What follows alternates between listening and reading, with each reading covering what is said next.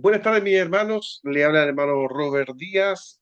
Hoy día nuevamente tenemos un tema bíblico en el cual tiene por tema nuevas de gran gozo.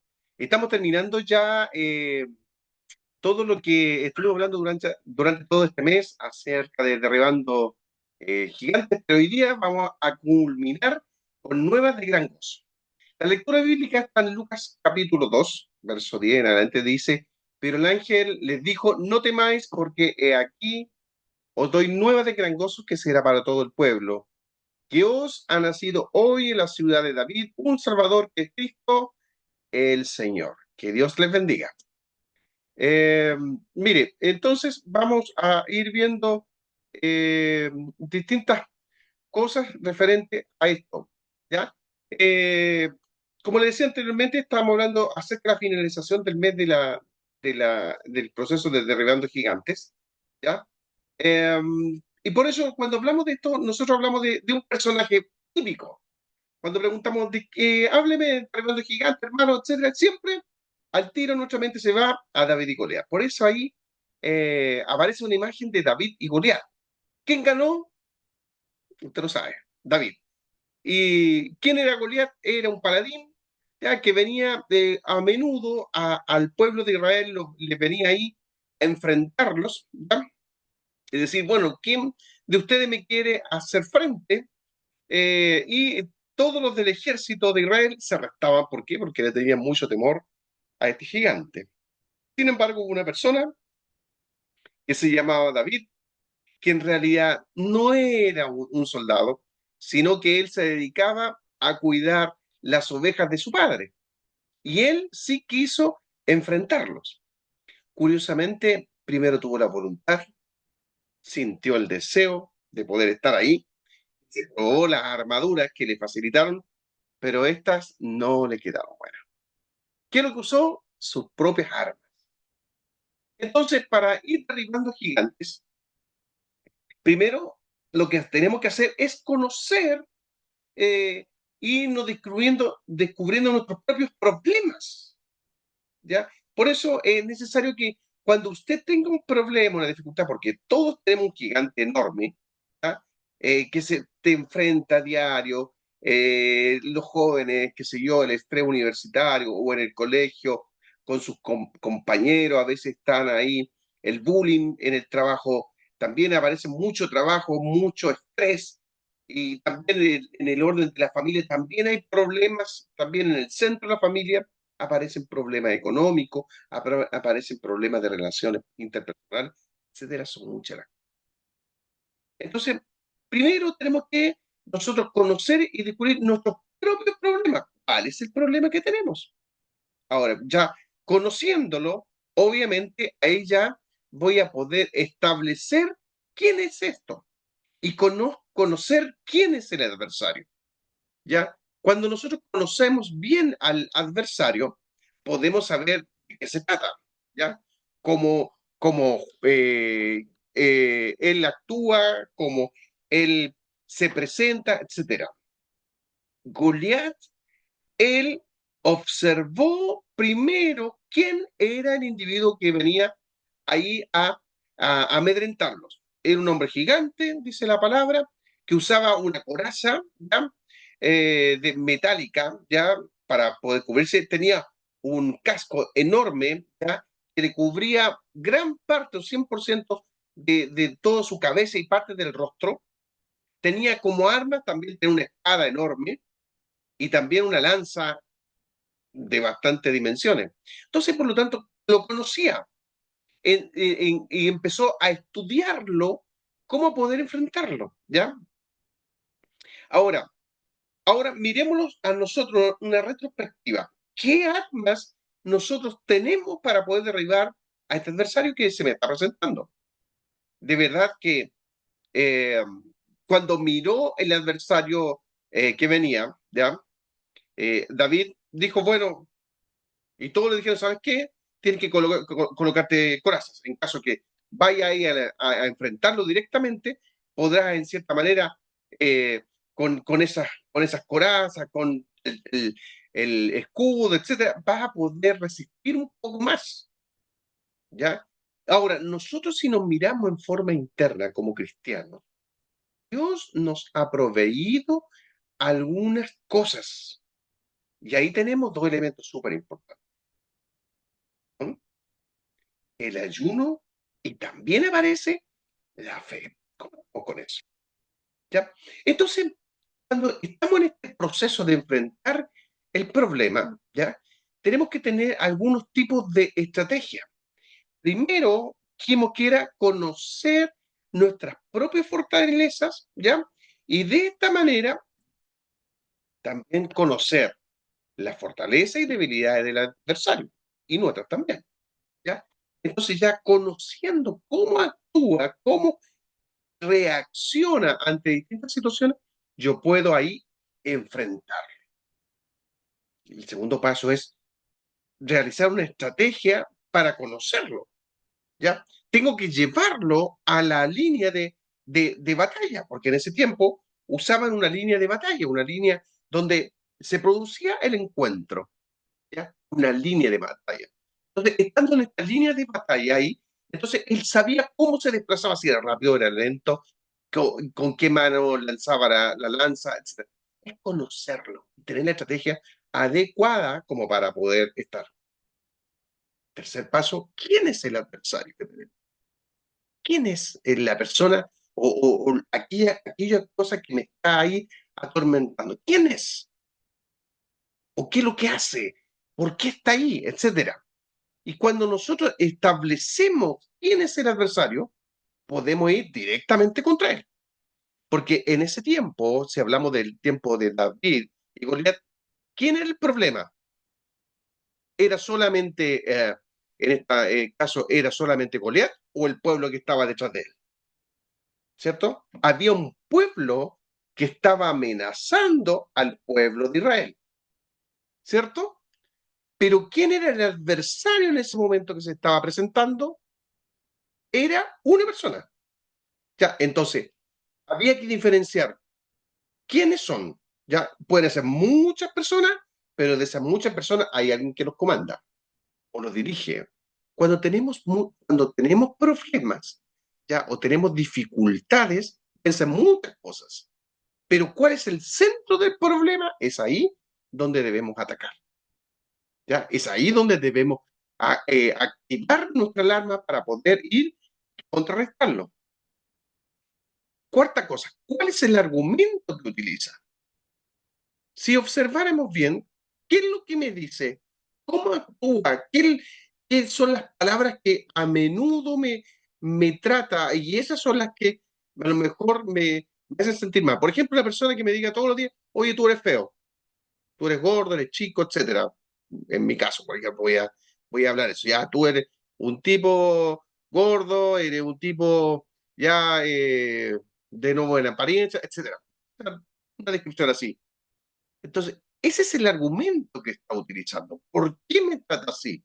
Entonces, cuando yo empiezo a unir las instancias, empiezo a determinar cuál es el argumento por el cual se produjo el problema.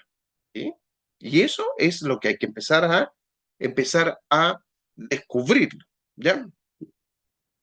El quinto paso es descubrir qué lo hace ser más fuerte al adversario. ¿Por qué es más fuerte que yo? ¿Porque grita más fuerte? ¿Porque tiene más dinero? ¿Porque tiene mejor posición? ¿Porque es el jefe del grupo? Entre los jóvenes hay uno que siempre como que lleva la batuta, es que por eso, ¿ya? Etcétera. Entonces tengo que conocer en qué área me afecta más. A veces los problemas afectan en algunos horarios, a lo mejor a veces en la noche te afectan mayormente, o como puede ser también en el día, en la hora laboral, en la hora de estar en los estudios, ya sea eh, eh, tanto escolares como también ya de tipo universitario, ¿ya? ¿En qué temporada estacional? ¿Ya? También puede ser, ¿ya? O en qué circunstancias me puede estar afectando más. Puede haber algunas circunstancias en las cuales este problema se torna más agudo, ¿ya? Entonces, tengo que empezar a determinar cuáles son las circunstancias por las cuales se torna más agresivo hacia mí. ¿ya? Pero mire, vámonos a otra parte. ¿Dónde surge el problema desde antiguamente en el sentido del ser humano en sí? Miren lo que nos habla en Génesis capítulo 3. Pero la serpiente era astuta más que todos los animales del campo que Jehová Dios había hecho, lo cual le dijo a la mujer, ¿con qué ha dicho Dios, no comáis de todo árbol del huerto? Ese era el problema. Entonces, la verdad que el problema era que la serpiente lo que hizo fue hacer una aseveración y la tomó esta y la cambió, la transformó, la cambió. Por lo tanto, por eso Eva quedó desnuda en el sentido de tomar una decisión, ¿ya? Y ella vino y se equivocó porque no escuchó bien. Mire lo que nos habla en Génesis capítulo 2, verso 9, ¿ya? Y Jehová Dios hizo nacer de la tierra todo árbol delicioso a la vista y bueno para comer. También el árbol de la vida en medio del huerto y el árbol de la ciencia del bien y del mal. ¿Estamos claros? Ahí está lo árbol, ¿ya? Que Dios hizo, ¿sí? Tomó pues Jehová Dios al hombre y lo puso, ¿dónde? En el huerto del Edén, para que lo labrara y lo guardase. En el huerto, en el centro de todo este jardín, en el centro. Ahí estaban quienes, el árbol de la vida, en el centro. Y ahí mismo puso a Adán y Eva. Y mandó Jehová Dios al hombre diciendo, de todo árbol del huerto podrás comer. ¿Qué le había dicho anteriormente la serpiente? Con que le dijo, no comáis de todo árbol del huerto. Dios solamente le dijo, de todo árbol del huerto podrás comer. ¿Se da cuenta cómo jugó? Más del árbol de la ciencia del bien y del mal no puedes, porque el día en que comieres, ciertamente morirás. ¿Cuál fue el problema de Eva?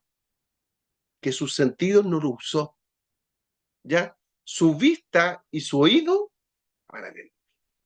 Entonces, ¿qué es lo que hace a veces el tentador o esto? Utiliza cosas tan básicas y nos cambia una palabra y nos deja desnudos. Y no sabemos actuar. ¿Por qué? Porque no escuchamos y no atendemos muy bien. ¿Ya? ¿Cuántas veces usted como papá o mamá le dice, le da una orden a su hijo y le dice, anda a comprar pan, ¿ya? Y trae jamón, tanta cantidad. Y el chico en vez de traer pan, trae otras cosas. Y uno le dice, bueno, ¿y qué te dije que trajeras? No, te dije que no me escuchaste bien. Sí, mamá, no escuché bien. ¿Te das cuenta? No sabemos escuchar. ¿Usted ha escuchado la voz de Dios? ¿Ha escuchado lo que dice la palabra del Señor cuando usted lee y escucha? ¿Ha hecho caso a eso? ¿Ya? Entonces, no sabemos tomar buenas decisiones y a veces nuestras decisiones pueden ser buenas como también pueden ser malas los resultados que estas den, ¿cierto? Mire lo que nos habla en Génesis 3, verso 15. Y pondré enemistad entre ti y la mujer, entre tu simiente y la simiente suya, o sea, entre los hijos de la serpiente y los de Eva, que vendrían siendo todos los hombres y mujeres que nacieran después de ella, hasta el día de hoy. ¿Ya? Ella te herirá en la cabeza y tú le herirás en el calcañar. Los hijos de la simiente de Eva iban a colocar el pie sobre la cabeza de la serpiente. ¿A quién se refería? A Jesús, que Dios tenía que poner un límite, cortar este problema que se ocasionó. ¿Cómo lo cortó? Vino y dijo, inmediatamente cuando se originó, le puso un fin, ¿cierto? Y dijo, yo voy a mandar a alguien, el hijo de Eva, que vendría siendo después Jesucristo, él pondrá su pie sobre la cabeza de quién? De Satanás, y se va a acabar. Sin embargo, aún así, al que yo enviaré, refiriéndose a Cristo, igual va a salir herido, ¿ya? ¿Por qué? Porque esta le va a morder, ¿dónde? En el calcañar. ¿Dónde? En el tobillo, ¿ya? ¿Salió herido Jesús de esta batalla? Por supuesto, pero salió victorioso. ¿Mm? Entonces, los resultados, bueno, miren lo que nos traen. Alegría, paz, tranquilidad, prosperidad y felicidad. Lo más fundamental. de todas estas cosas, vida eterna. Cuando obedecemos, hacemos bien, de acuerdo a los parámetros de Dios, tenemos vida eterna. Pero mire qué nos ocurre cuando no tomamos buenas decisiones. Tenemos desilusión, tristeza, aflicciones, pobreza. Entra el pecado en nosotros. Y como dice Romanos 6:23, porque la paga del pecado es muerte, pero la dádiva de Dios es vida eterna. ¿Dónde? En el que puso el pie sobre Satanás, Jesucristo nuestro Señor.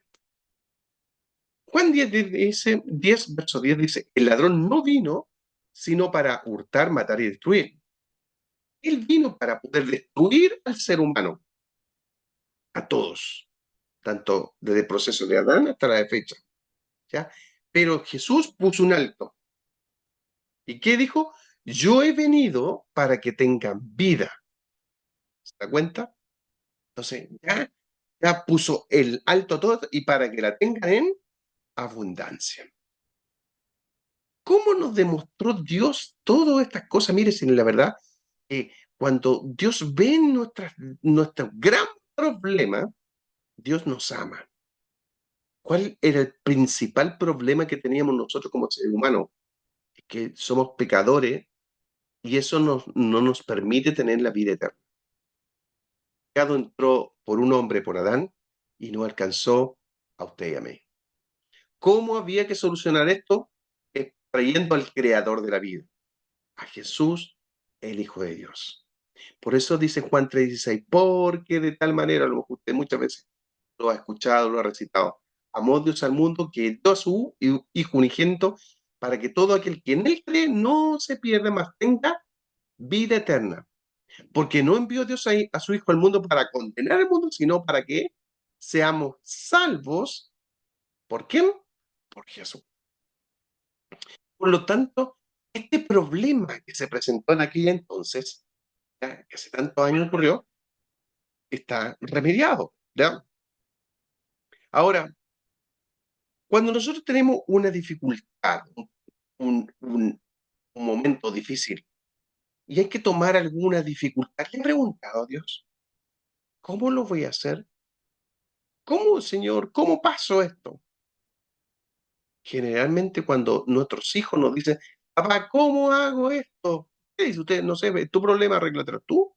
No, pues, nosotros como padres estamos obligados a poder enseñarle el camino de eso, la palabra, ¿ya? Entonces nosotros tenemos que enseñar a nuestros hijos, y así sucesivamente. Si estuviéramos en la iglesia, tenemos a alguien que nos enseña, que es nuestro pastor y los enseñadores, y nos enseña cómo poder tener alguna herramienta para enfrentar el problema que está todos los días ahí latente, igual como lo hacía Goliat, que todos los días estaba ahí, ¿ya? Por eso le pregunto, usted le pregunto a Dios, ¿qué puede hacer cuando está en momentos de la aflicción o el problema en sí? Le voy a dar algunos consejos. Primero, mire, Lucas capítulo 14 dice, porque ¿quién de vosotros queriendo edificar una torre no se sienta primero y calcula los gastos a ver si tiene lo que necesita para acabarla? O sea que después de que haya puesto el cimiento y no puede acabarla, todos los que lo vean comienzan a hacerle burla de él. La primera cosa es ponerse a es poner un alto cuando tenga un problema. No tome decisiones prematuras, sino que siempre consúltelas a Dios, consúltela con su pastor. Son los mejores consejeros, ¿ya? Que pueden orientar cómo poder enfrentar una situación. El segundo consejo, cualquiera pues que me oye estas palabras y las hace, lo voy a comparar con un hombre que es prudente, que edificó su casa sobre la roca. Cuando construimos algo, no podemos hacerla sin un cimiento, no podemos construir algo sobre la arena, sobre algo que no tiene fundamento. Tenemos que tener algo fuerte. ¿Y quién mejor que Jesucristo? Entonces que cuando venga la lluvia, el problema, o todas las cosas, nuestra casa permanece, ¿ya? Entonces, ¿cómo usted enfrenta hoy día los problemas? Se sienta a pensar antes de, se sienta antes de usted sabe que tales cosas tal vez le podrían provocar un problema. ¿Se sentó a pensarlo? ¿Cómo lo voy a enfrentar? Etcétera. Piense antes de actuar. Juan 14, 1 te dice, no se turbe vuestro corazón. ¿Cree usted en Dios? ¿Cree en Jesús? En la casa de mi padre muchas moradas hay. Si así no fuera, yo lo hubiera dicho, voy pues a preparar un lugar. Y si me fuere yo a preparar un lugar, vendré otra vez y os tomaré a mí mismo para que donde yo estoy, vosotros también estéis. Eso es la base del Evangelio. Primero, no turbar nuestro corazón. Puede haber muchos problemas que a veces nos alejan o nos quieren alejar de la presencia de Dios, etcétera. Pero no se turbe usted, no se turbe su corazón. ¿Usted cree en Dios? Sí. Hay algo fundamental. Él prometió que no le va a dejar. Es más, dijo, voy a prepararle un lugar para que tú también estés conmigo. Tal eso. Entonces, afiancemos nuestra fe y nuestra confianza en Dios. Mire, primera Juan 3:3 dice, mirad cuál amor nos ha dado el Padre, para que seamos llamados hijos de Dios. Por eso el mundo no nos conoce, porque no le conocen a Él.